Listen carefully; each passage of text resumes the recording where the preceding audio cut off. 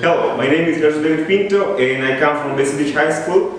On behalf of the Mathematics and Physics department, today we're going to be explaining about vectors, which is a fundamental topic in physics. So please just get ready for it and enjoy learning with us. Okay, whenever we talk about vectors, we have to understand that vectors is a physical quantity that has both magnitude and direction. Whenever I say magnitude and direction, I refer to, let me give you a very simple example. Assume you have a force, any force here.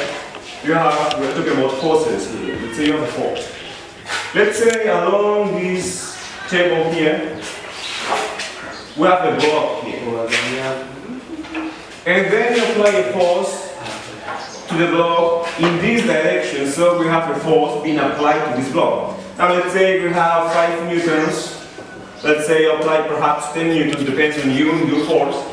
So this 5 you see here, in this 10, this is what we call the magnitude. How much force you have applied. I can say how much you apply to the object. This is what we call the magnitude. The direction is just which position, in which place I'm directing the force. Okay? In this case, you can see that the force is being directed to this side of the block. Yeah.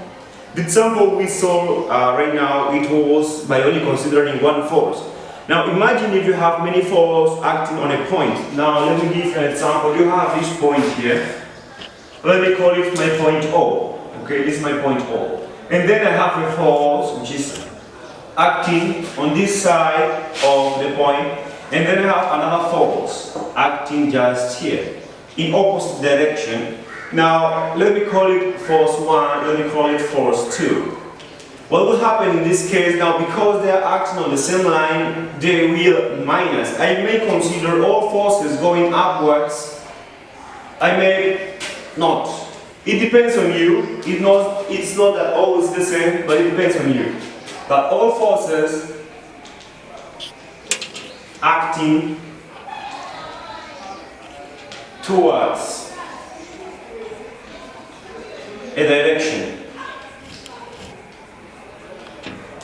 are considered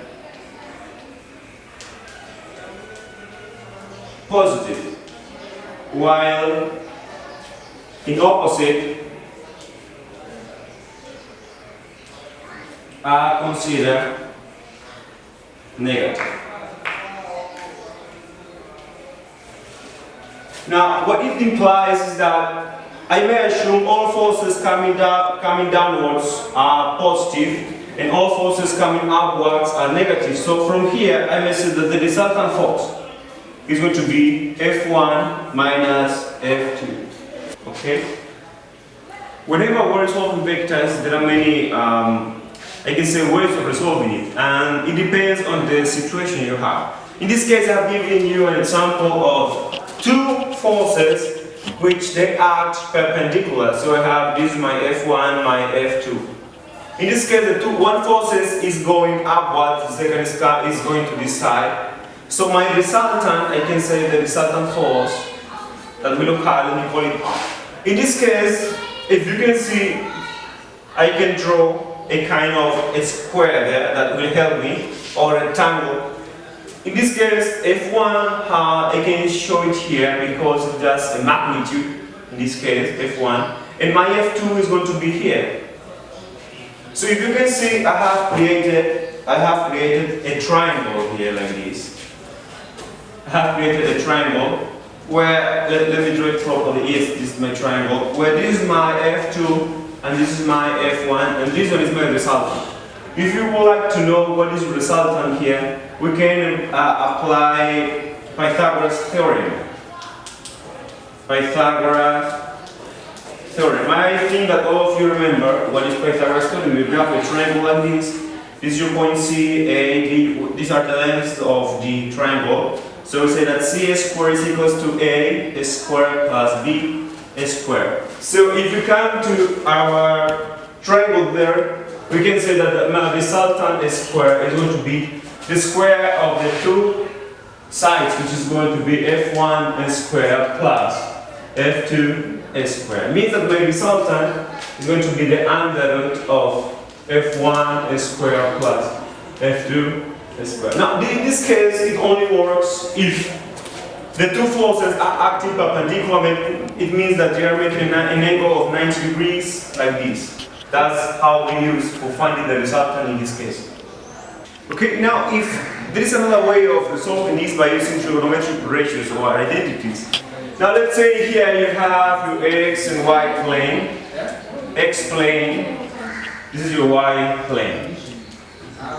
Now let's say from here, instead of applying a force on the y or x, the force is being applied here. Let me say my force is being applied here. Okay? Now, and this force makes an angle theta with the x plane.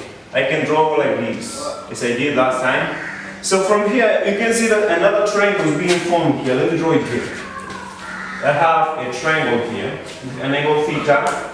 My force is here, which means that this is my opposite and this is my adjacent. Now my opposite is on this side, let me call it y. And my adjacent, which is downward, let me call it x. Because it is on the y plane, it is on the x plane. Now if I say that sine of theta is equals to opposite, which is y, over the force, which is f, means that y is equals to f times sine of theta. Let me call it equation number 1. Now if I come to the second part for cos of theta, which is equals to adjacent, let me call it x over the force f. So it means that x is equals to f cos of theta. Let me call it equation number 2. Now by knowing this, I can say, let me come back to my plane here. On my x plane, I will write f cos of theta. Now this means that I have resolved this force into its x component and its y component. In this case, the force that I have resolved here is in this direction. You can see that the force is going this side. It means that this force is also going to this side. On this y plane, I will remain with f sine of theta. Okay? Which is going to be on that, on the upper side. This is another way of resolving. And there are many ways of, and this is very true. I can prove it to you by a second, because if you know that the resultant is equals to under root of f1 squared plus f2 squared, so my result, I just want to prove that this is the true force actually, is equals to my f1, let's call it my f of x, my f of y. The f of x is f cos of theta squared plus f sine of theta squared. You told me that r is equals to f squared.